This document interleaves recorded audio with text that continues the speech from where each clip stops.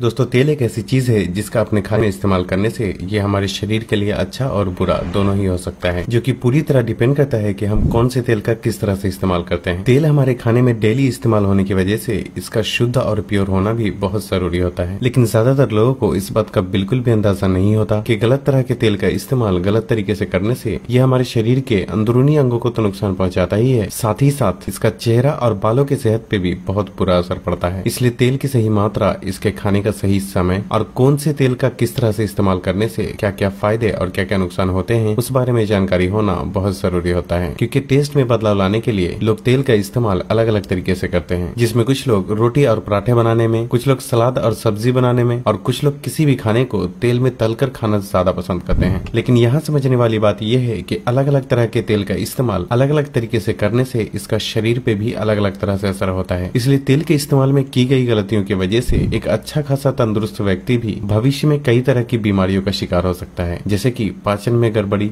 मोटापा, कमजोरी, high cholesterol, दिल की बीमारी, सुस्ती आना, लीवर की कमजोरी, चेहरे पे एक्ने, पिंपल्स, दाग धब्बे, बालों का झड़ना, डायबिटीज, अर्थराइटिस, दांत खुजली और त्वचा से जुड़ी कई तरीके की बीमारियां सिर्फ तेल को गलत तरीके से और गलत मात्रा में इस्तेमाल करने से हो सकती है। इसलिए आज के इस वीडियो में हम तेल के बारे में 4 बातें जानेंगे। नंबर 1, एक दिन में कम से कम और ज्यादा से ज्यादा कितना तेल खाना चाहिए। नंबर 2, तेल का इस्तेमाल कब करना चाहिए और कब नहीं करना चाहिए। नंबर 3, सरसों तेल, नारियल तेल, घी, रिफाइंड तेल और जैतून के तेल में कौन सा तेल सबसे अच्छा होता है। नंबर 4, और तेल को किस तरह से इस्तेमाल करने से इससे होने वाले नुकसान को कम किया जा सकता है। शुरू करते हैं नंबर 1 से कि कम से कम और ज्यादा से ज्यादा कितना तेल खाना चाहिए। लेकिन उसके लिए हमें पहले ये जानना होगा कि तेल में क्या क्या होता है और ये शरीर में जाने के बाद किस तरह से असर दिखाता है। दोस्तों, 100 ग्राम तेल में पूरा का पूरा 100 ग्राम फैट होता है और इसलिए इसमें प्रोटीन और कार्बोहाइड्रेट की मात्रा 0 होती है। साथ ही साथ इसमें विटामिन और मिनरल्स की भी मात्रा बिल्कुल ना के बराबर होती है। वैसे तो फैट हमारे शरीर में energy, cell repair, hormone production, brain function और फैट सोल्यूबल विटामिन को एब्सॉर्ब करने के लिए बहुत जरूरी होता है। लेकिन यहाँ समझने वाली बात यह है कि फैट सिर्फ तेल में ही नहीं बल्कि हमारे द्वारा खाए जाने वाली दूसरी कई चीजों में मौजूद होता है, जैसे कि दूध, दही,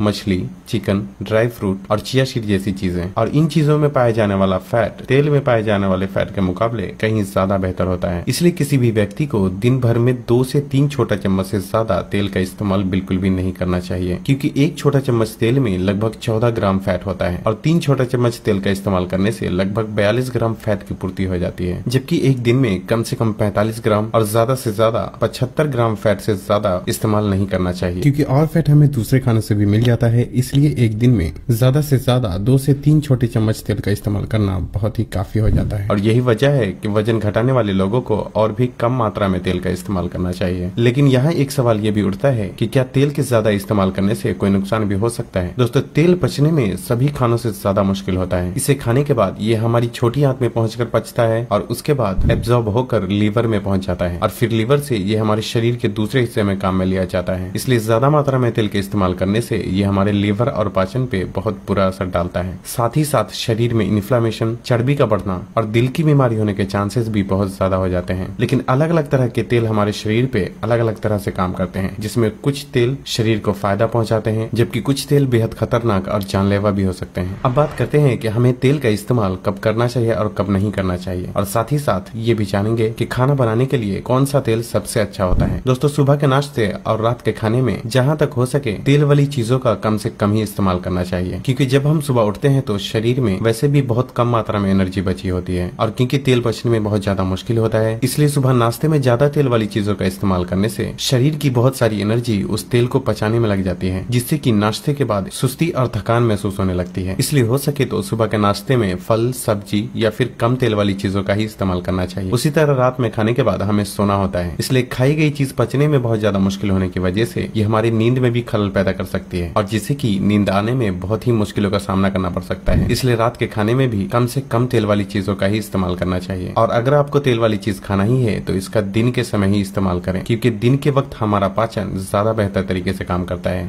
नंबर 3, अब हम बात करते हैं कि खाना बनाने के लिए कौन सा तेल सबसे अच्छा होता है और किस तरह से तेल से होने वाले नुकसान को कम करके इसे पचने में हल्का बनाया जा सकता है। दोस्तों, अच्छे तेल तो मार्केट में बहुत सारे मौजूद हैं, लेकिन जो सबसे घटिया और जानलेवा किस्म का तेल होता है वो है रिफाइंड वेजिटेबल ऑयल। और अफसोस की बात यह है कि आज हमारे देश में सबसे ज्यादा इसी तेल का इस्तेमाल किया जाता है। लेकिन यहाँ भी ये सवाल उठता है कि आखिर रिफाइंड ऑयल इतना खतरनाक क्यों है। दोस्तों किसी भी तेल में 3 तरह के फैट होते हैं, saturated fat, poly unsaturated fat और मोनो अनसैचुरेटेड फैट। लेकिन रिफाइनिंग प्रोसेस में तेल के टेस्ट और स्मेल को खत्म करने और तेल के लाइफ को बढ़ाने के लिए अलग से कई तरीके के केमिकल को ऐड करके हाई टेम्परेचर पे गर्म किया जाता है। और हाई टेम्परेचर पे गर्म करने की वजह से तेल में मौजूद अनसैचुरेटेड यानी कि हेल्दी फैट ट्रांस फैट में बदल जाता है। और ट्रांस फैट शरीर में जाने के बाद मोटापा, डायबिटीज, हार्ट अटैक, साथ ही साथ ये शरीर में इन्फ्लेमेशन और कैंसर जैसी बीमारी को भी जन्म दे सकता है। इंडियन मार्केट में ज्यादातर sunflower oil, corn oil, canola oil, rice bran oil और सोयाबीन ऑयल रिफाइंड फॉर्म में मिलता है। इसलिए जहां तक हो सके इनसे बचने की कोशिश करें। आज रिफाइंड ऑयल सबसे ज्यादा इस्तेमाल होने का कारण टीवी पे आने वाला एडवर्टाइजमेंट है, जिसमें रिफाइंड ऑयल को दिल की सेहत के लिए अच्छा बताया जाता है, जो कि पूरी तरह से झूठ और गलत है।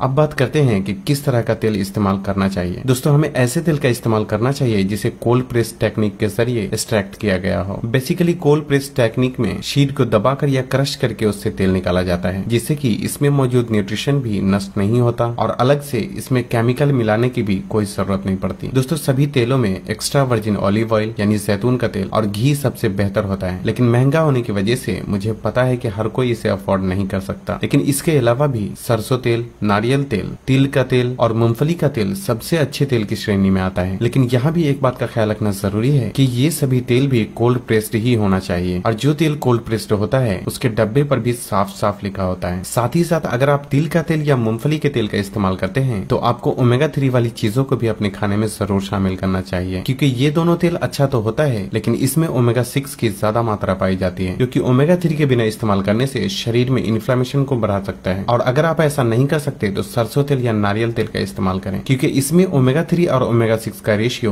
दूसरे तेल के मुकाबले ज्यादा बेहतर होता है, और इसका हीटिंग पॉइंट भी अच्छा होने की वजह से इसे डीप फ्राई के लिए भी इस्तेमाल किया जा सकता है। लेकिन बेहतर यही है कि गर्मी के मौसम में नारियल तेल और ठंडी के मौसम में सरसों तेल का इस्तेमाल करें। हालांकि कुछ कंपनी इस तरह के तेल में भी मिलावट कर देती है, इसलिए मैंने कुछ अच्छी क्वालिटी के तेल के लिस्ट डिस्क्रिप्शन में डाल दिए हैं, जिसे आपको एक बार ट्राई जरूर करना चाहिए। क्योंकि मैंने जो नारियल तेल और सरसों का तेल इस्तेमाल करने के लिए खरीदा है, उसकी अच्छी बात यह है कि उसे खाना बनाने के साथ साथ चेहरे और बालों में लगाने के लिए भी इस्तेमाल किया जा सकता है। और एक बात का ख्याल रखें कि इस वीडियो में बताए गए कोई भी प्रोडक्ट स्पॉन्सर्ड नहीं थे। मैंने जो भी बताया है वो मेरा खुद का ओपिनियन है। लेकिन यहाँ भी ध्यान देने वाली बात यह है कि चाहे तेल कितना भी अच्छा हो, लेकिन उसे गलत तरीके से इस्तेमाल करने से शरीर को नुकसान पहुंच सकता है। इसलिए अब हम बात करते हैं कि किस तरह से तेल से होने वाले नुकसान को कम किया जा सकता है। दोस्तों अक्सर लोग कोई भी चीज को फ्राई करने के बाद कढ़ाई में बचे हुए तेल को संभाल कर रख देते हैं और बाद में फिर से उसी तेल को इस्तेमाल करते हैं, लेकिन ऐसा करना पूरी तरह से गलत है। क्योंकि तेल को गर्म करने के बाद जब वो अपने हीटिंग पॉइंट तक पहुंचता है, उसके बाद वो ऑक्सीडाइज होने लगता है और तेल में मौजूद अच्छे फैट ट्रांस फैट में बदलने लगता है। ट्रांस फैट शरीर में जाने के बाद फ्री रेडिकल, आर्टरी ब्लॉकेज और इन्फ्लेमेशन प्रोड्यूस करता है, जिससे कि दिल की बीमारी,